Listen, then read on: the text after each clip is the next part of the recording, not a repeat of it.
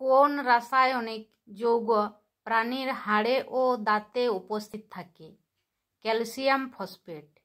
2 নম্বরে, রান্নার তেলকে বনস্পতি ঘিতে পরিণত করতে গেলে কোন পদ্ধতি অবলম্বন করতে হয়? হাইড্রোজেনেশন।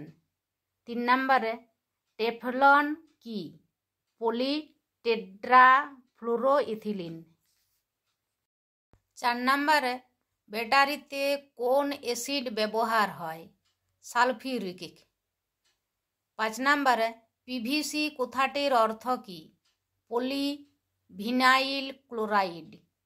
6 নম্বরে, পলিথিন কোন যৌগ থেকে প্রস্তুত হয়? ইথিলিন।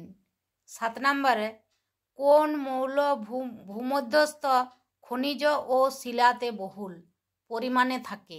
সিলিকন।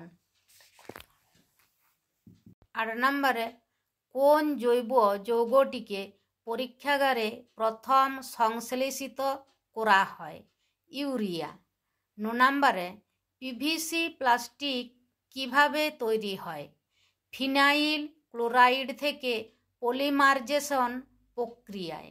10 নম্বরে, কোন উষ্ণতায় পদার্থের অণুগুলির গতি স্তব্ধ হয়ে যায়?